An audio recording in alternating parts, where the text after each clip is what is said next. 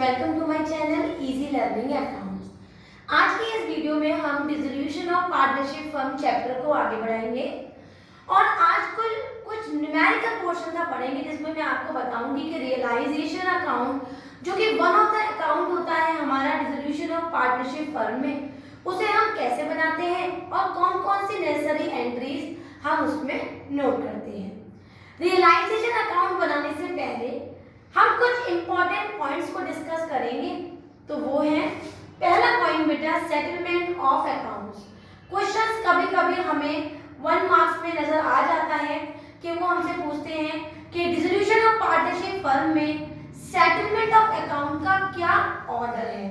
तो सबसे पहले हमें मालूम होना चाहिए कि उसका सेक्शन क्या है। तो section 48 of Indian partnership act 1932 states the settlement of accounts in the dissolution of the firm।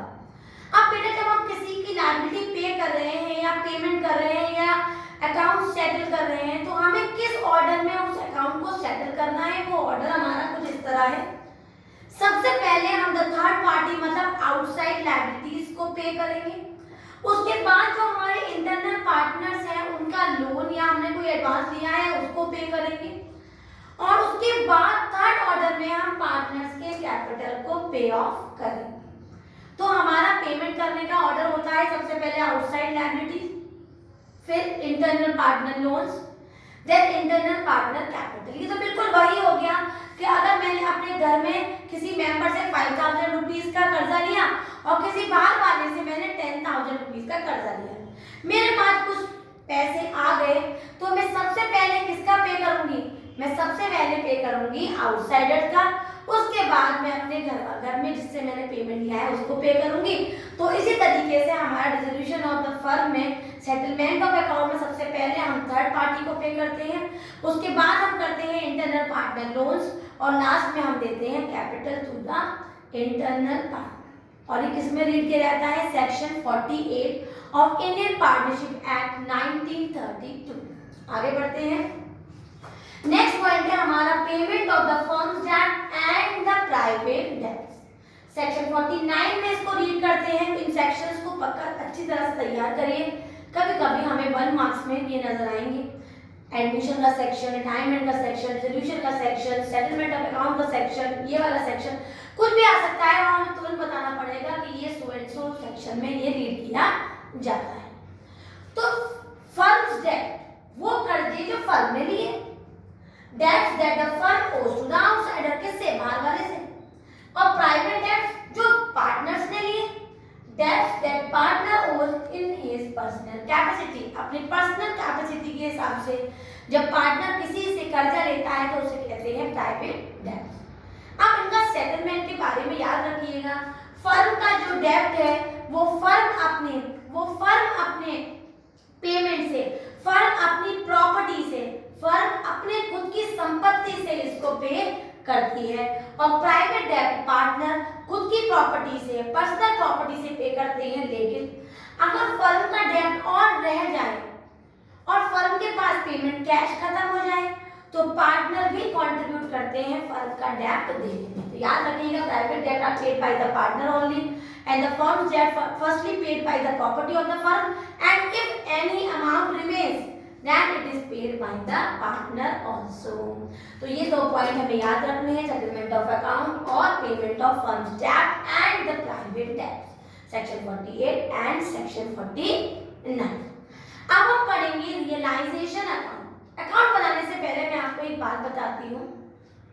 हमने जो अभी तक बेटा चैप्टर पढ़े थे, change in profit sharing ratio, admission of the partner, retirement of the partner, death of the partner, इनमें जो हमारा ऑर्डर था अकाउंट बनाने का वो कुछ इस तरह से था। सबसे पहले बनाते थे हम रिवैल्यूएशन अकाउंट, फिर बनाते थे पार्टनर्स कैपिटल अकाउंट, कभी-कभी कैश अकाउंट अगर कैश अकाउंट से एडजस्टमेंट कराया है तो, और लास्ट में बनता था हमारा बैलेंस शीट। लेकिन मैंने कल भी आपको बताया था dissolution of the partnership firm chapter dissolution of partnership से बिल्कुल अलग है और इसमें जो हमारा पहला अकाउंट बनेगा वो बनेगा रियलाइजेशन अकाउंट।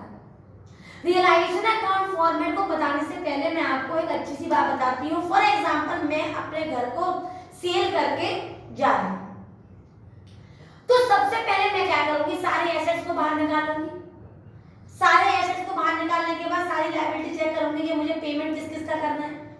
पेमेंट करने के बाद जब मेरे एसेट्स बिक जाएंगे उसका मेरे पास जो कैश आ जाएगा उससे मैं सबकी लायबिलिटी पे करूंगी, और लायबिलिटी पे करने के बाद जो पैसा मेरे पे बच जाएगा वो मैं अपने इंटरनल जो मेरे मेंबर्स हैं जिनके घर वाले के कर्जे हैं उनको पे करूँ। इसी कहानी को फॉलो करते हुए मैं आपको फॉर्मेट सिखाऊंगी रियलाइजेशन अकाउंट का। तो एक एक करके रियलाइजेशन अकाउंट के फॉर्मेट को देखेंगे और उसको अच्छी तरह समझेंगे। ये है हमारा रियलाइजेशन अकाउंट का फॉर्मेट। पर्टिकुलर अमाउंट ये हो गई बेटा credit side and this one is the debit. Clear है बेटा। मैंने कुछ रियलाइजेशन अकाउंट के लिए स्टेप्स एटलीस्ट अराउंड 10 स्टेप्स आपको बताने हैं और उस 10 स्टेप्स में ही हम अपना रियलाइजेशन अकाउंट कंप्लीट कर लेंगे। अराउंड 10 स्टेप्स होंगे, ठीक है। तो उन स्टेप्स को हम फॉलो करेंगे बेटा और रियलाइजेशन अकाउंट बनाएंगे। अगर हम ये स्टेप्स सारे दिमाग में रहेंगे तो बेटा आई गारंटी दैट कभी भी आपका रियलाइजेशन अकाउंट का आंसर गलत नहीं आएगा। देखिए पहले जो हम रिवैल्यूएशन अकाउंट वगैरह या और अकाउंट्स बनाते थे तो मैंने आपसे कहा था कि बेटा हमेशा ओल्ड बैलेंस शीट का हम हेल्प लेते हैं। तो रियलाइजेशन अकाउंट में भी हम ओल्ड बैलेंस शीट्स की हेल्प लेंगे। ओल्ड बैलेंस शीट बनी होती है तो उसकी हेल्प लेंगे और उससे अपना रियलाइजेशन अकाउंट बनाएंगे। तो देखते हैं पहला स्टेप। सबसे पहले हम लिखेंगे टू एसेट्स और अंडरलाइन कर देंगे। सबसे पहले क्या लिखेंगे टू एसेट्स और उस पे अंडरलाइन कर देंगे। अब बैलेंस शीट जो हमें दी हुई है क्वेश्चन में उसमें देखेंगे जितने भी एसेट्स दे रखे हैं ऑन द एसेट साइड उन सभी एसेट्स के नाम लिख लेंगे, उनकी अमाउंट लिख लेंगे और ऐड करके अमाउंट का बैलेंस बाहर लिख देंगे।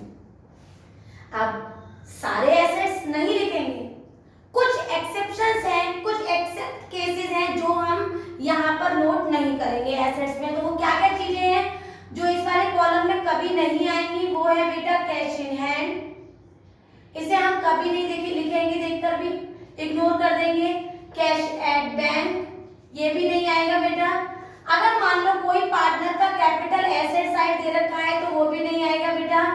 इंटरनल पार्टनर्स का अगर कोई लोन दे रखा है बेटा एसेट साइड तो वो भी नहीं आएगा। और हमारा एडवर्टाइजमेंट सस्पेंस, डिफर्ड रेवेन्यू और P&L अकाउंट मतलब एक्यूमुलेटेड लॉस के कोई भी आइटम दे रखे हैं तो वो हमारे कभी भी यहाँ नोट नहीं होंगे। तो हमने क्या सीखा? सारे एसेट्स लिख दो, कौन कौन से मत लिखो, cash in hand, cash in bank, capital, internal partner loan, advertisement suspense, deferred revenue और P&L। इनके अलावा जितने भी एसेट्स हैं वो सब लिख दो। बच्चा कह रहा है मैम गुडविल भी लिख दें? अरे बेटा जब मैंने यहाँ नहीं लिखा है कि गुडविल का नाम यहाँ नहीं लिखा है तो वो भी यहाँ पर आएगी। सबको लिख दो, ऐड करो, अमाउंट को बाहर लिख दो। आगे बढ़ते हैं हमारे सेकंड स्टेप की तरफ। तो सेकंड स्टेप है हमारा बाय लायबिलिटीज। हेडिंग डालेंगे, अंडरलाइन करेंगे। क्वेश्चन में जितनी भी बैलेंस शीट में जितनी भी लायबिलिटी है सबका नाम लिखेंगे, अमाउंट लिखेंगे और वैल्यू बाहर लिख देंगे। अब कौन कौन सी लायबिलिटीज हैं जो यहाँ पर नोट नहीं होंगी तो देख लीजिए। एक्सेप्ट, यहाँ पर भी एक्सेप्ट लिख देती हूँ ताकि आपको अच्छी तरह याद रहे। यहाँ पर भी एक्सेप्ट लिख देती हूँ। तो कौन कौन सी लायबिलिटीज नहीं आएंगी बेटा ध्यान से देखिएगा। पार्टनर्स का कैपिटल अकाउंट नहीं आएगा। अगर करंट अकाउंट की बैलेंसिंग है तो वो भी नहीं आएगी। जनरल रिजर्व फंड P&L मतलब एक्यूमुलेटेड प्रॉफिट की वैल्यू यहाँ नहीं आएगी। वर्कमैन कंपेंसेशन रिजर्व और इन्वेस्टमेंट फ्लक्चुएशन रिजर्व और इंटरनल पार्टनर्स लोन। बच्चा कह रहा है कि मैम WCR का क्लेम तो कभी कभी यहाँ आ जाता है तो क्लेम की जो भी इंफॉर्मेशन होगी उसे मैं अलग से आपको सॉल्व करवाऊंगी बेटा। अभी मैं इस फॉर्मेट में उस पॉइंट को नहीं बताऊंगी। इस फॉर्मेट में जो जो बात मैं बता रही हूँ उनको अच्छी तरह से ध्यान रखना है। तो हम सारी लायबिलिटीज लिखेंगे, कौन कौन सी नहीं लिखेंगे बेटा? कैपिटल अकाउंट नहीं उठाएंगे लायबिलिटी से, करंट अकाउंट है वो नहीं उठाएंगे, accumulated profit reserve fund P&L नहीं उठाएंगे, workman compensation reserve, investment fluctuation reserve नहीं उठाएंगे और इंटरनल पार्टनर लोन है तो उसको भी हम नहीं उतारेंगे। क्लियर है बेटा? आगे बढ़ते हैं हमारे नेक्स्ट पॉइंट की तरफ। वो है हमारा by provision for debtors by investment fluctuation reserve. इसको मैं अपना थर्ड स्टेप मान के चलूंगी। यहाँ पर स्टूडेंट्स के मन में एक दिमाग सवाल आ जाता है कि मैम आपने यहाँ तो IFR सेकंड स्टेप में मना कर दिया तो आप IFR थर्ड स्टेप में क्यों दिखा रहे हो? बेटा मैंने सेकंड स्टेप में आईएफआर इसलिए मना कर दिया क्योंकि सेकंड स्टेप की सारी वैल्यू हम यहाँ पर पे करेंगे किधर की साइड, डेबिट साइड। लेकिन थर्ड आइटम को हम कभी पे नहीं करते। यहाँ पर मैं एक और आइटम बढ़ा देती हूँ, joint life policy. Joint life policy भी हमारी यहाँ आ सकती है थर्ड स्टेप में अगर क्वेश्चन में है, लेकिन उसका पेमेंट हम यहाँ पर नहीं करेंगे। क्लियर है बेटा, आगे बढ़े, ठीक है आगे बढ़ते हैं। इसको मैं अभी हटा देती हूँ क्योंकि क्वेश्चंस में हमें ये कम नजर आ रहा है। बेसिकली ये हमारा ग्रेजुएशन का क्वेश्चन है, ठीक है। तो मैंने यहाँ पर 2 ही पॉइंट लिख दिए, बाय प्रोविजन फॉर डेप्रिसिएशन और बाय इन्वेस्टमेंट फ्लक्चुएशन रिजर्व। अब आगे बढ़ते हैं, फोर्थ स्टेप की जगह वो होता है बाय कैश अकाउंट। इसका मतलब होता है एसेट्स रियलाइज्ड। मैंने सारी एसेट्स घर के बाहर निकाल के रख दी, मैंने लायबिलिटी नोट कर ली, मुझे क्या क्या पे करना है, प्रोविजंस और आईएफआर लिख लिए। अब मैं अपनी एसेट्स को बेचने जा रही हूँ और मेरी सारी एसेट्स सोल्ड हो रही है।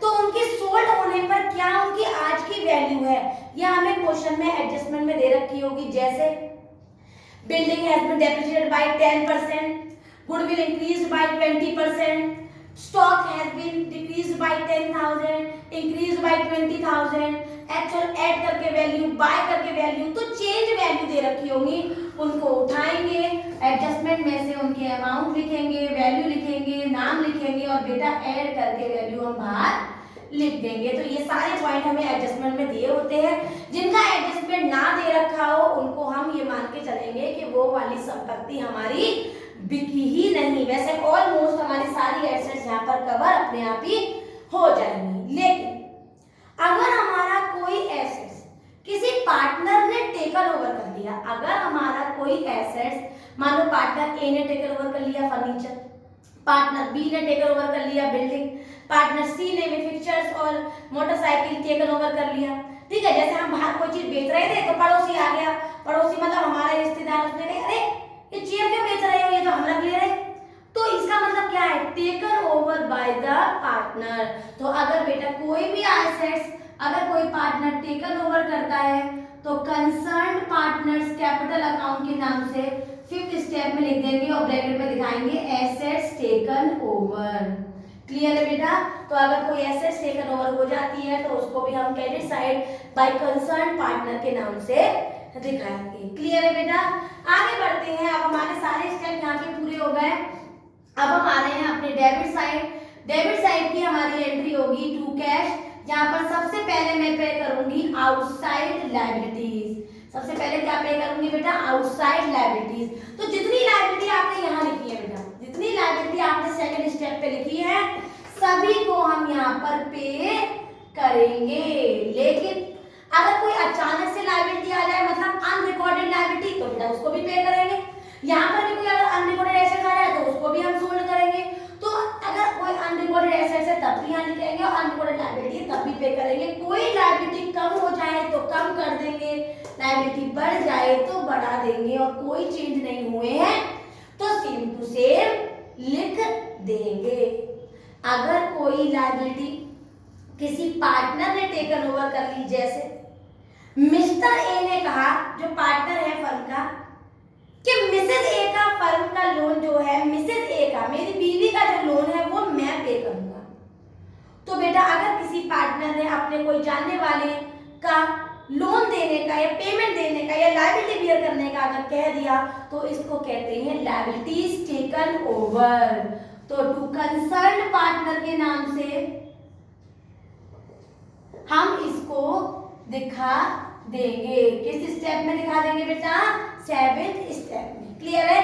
तो हम कंसर्न पार्टनर और ब्रैकेट में दिखाएंगे लायबिलिटीज टेकन ओवर। ठीक है बेटा, जैसे मैं यहाँ पर लिख दूंगी क्रेडिटर्स टेकन ओवर या फिर Mrs as loan taken over. ठीक है, तो इस तरह से हम ब्रैकेट में दिखा लेंगे कौन सी लायबिलिटी हमने टेकन ओवर की है। क्लियर है बेटा। और चाहो तो ये 8th स्टेप आप याद करिएगा, नहीं तो कभी कभी 6th स्टेप में ही हमको लिख देते हैं इसको रियलाइजेशन एक्सपेंसेस।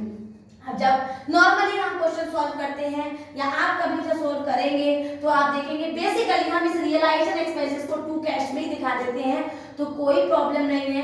मैंने आपको 8th स्टेप में बता दिया, नहीं तो आप चाहें तो टू कैश में ही यहाँ पर रियलाइजेशन एक्सपेंसेस लिखकर यहीं पर ही पेमेंट इसका दिखा सकते हैं। हमने अब लगभग सारे अकाउंट बना लिए। अब हम करेंगे इसकी बैलेंसिंग। अगर बैलेंसिंग का अमाउंट बेटा हमारा डेबिट साइड ज्यादा है और क्रेडिट साइड कम है, अगर डेबिट साइड ज्यादा है और बेटा क्रेडिट साइड कम है तो बैलेंसिंग होगी हमारी credit side by loss transfer to partners capital account. और पार्टनर्स मान लो एज्यूम कर लो ए बी और सी पार्टनर है, हम उन पार्टनर्स को इनको ट्रांसफर कर देंगे in what ratio, in given ratio. Question में जो रेशो दे रखा होगा उस रेशो में। लेकिन अगर क्रेडिट की वैल्यू ज्यादा और डेबिट की वैल्यू कम है बेटा तो बैलेंसिंग होगी टू प्रॉफिट ब्रैकेट में transfer to partners capital account. और इसको भी किस रेशो में डिस्ट्रीब्यूट कर देंगे बेटा, इन गिवन रेशो। जो क्वेश्चन में हमें रेशो दे रखा होगा। अब कोई दिमाग वाला बच्चा होता है तो वो कहता है मैम अगर दोनों दिए हो तो बेटा ऐसा कभी नहीं हो सकता, या तो फर्म में प्रॉफिट ही होगा या फर्म में लॉस ही होगा। ये 10 स्टेप से, इसको अगर मैं 9 मान लेती हूँ, इसको 10, इन 10 स्टेप से हमने अपना पूरा रियलाइजेशन कवर किया। एक बार और शॉर्टकट में रिवाइज करेंगे।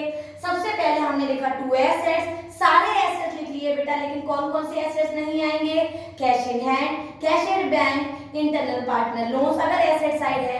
अगर कोई कैपिटल दे रखी है एसेट साइड तो वो एडवर्टाइजमेंट सस्पेंड, डिफर्ड रेवेन्यू और P&L। बाकी सारे आइटम लिखेंगे, उनकी वैल्यू लिखेंगे और बाहर लिख देंगे। सारी लायबिलिटीज लिखेंगे, लेकिन कौन कौन सी लायबिलिटी नहीं लिखेंगे बेटा, capital account, current account, in accumulated profit and reserve fund P&L और वर्कमैन कंपेंसेशन, इन्वेस्टमेंट फ्लक्चुएशन और इंटरनल पार्टनर लोन्स। क्लियर बेटा? बच्चा कह रहा है ना एक्सटर्नल पार्टनर लोन आएगा, बिल्कुल आएगा। जो मैंने यहाँ नहीं लिखा है बेटा वो सारी चीजें आएंगी, राइट। थर्ड स्टेप में बाई प्रोविजन अगर क्वेश्चन में है तो, बाई IFR अगर क्वेश्चन में है तो। फोर्थ स्टेप में हम सारी एसेट्स को बेचेंगे। एडजस्टमेंट में हमें ऑलमोस्ट सारी एसेट्स के बारे में बता दिया हो गया होगा। कोई वैल्यू बढ़ गई, कोई घट गई, कोई उतनी है, कोई whatever it is given, you have to change the value and write the amount outside the account. Clear है? फिफ्थ स्टेप में अगर कोई एसेट्स टेकन ओवर है तो उसके नाम से दिखा देंगे। यहाँ पर आउटसाइड लायबिलिटी पे करेंगे। सिक्स्थ स्टेप में बेटा कोई लायबिलिटी टेकन ओवर कर लिया किसी पार्टनर ने, उसको दिखा देंगे। अगर रियलाइजेशन अकाउंट टू कैश में नहीं दिखाया है तो उसको अलग से दिखा देंगे, टू रियलाइजेशन एक्सपेंसेस। अगर क्वेश्चन कह रहा है रियलाइजेशन एक्सपेंसेस ए ने बियर करा और एक पार्टनर है तो टू ए के नाम से भी उसे दिखा सकते हैं। बैलेंसिंग करेंगे बेटा, डेबिट में ज्यादा वैल्यू और क्रेडिट में कम तो by loss transfer to partners capital account, और बेटा क्रेडिट में अमाउंट ज्यादा और डेबिट में कम तो by to profit transfer to partners capital account. इसको अच्छी तरह से तैयार करिए, समझिए। कल मैं आपको बताऊंगी रियलाइजेशन अकाउंट की जनरल एंट्री कौन कौन सी है, जो मैं इसी फॉर्मेट से ही आपको एंट्री भी बना दूंगी। और हम पार्टनर्स कैपिटल अकाउंट का फॉर्मेट और बैंक अकाउंट का फॉर्मेट भी कल सीखेंगे और फिर हम उसके बेस्ड क्वेश्चंस को करेंगे। वीडियो समझ में आई हो, क्लियर हो गए हो सारे पॉइंट्स, तो मेरी वीडियो को लाइक करें, शेयर करें और मेरे चैनल को सब्सक्राइब जरूर करें। Thank you.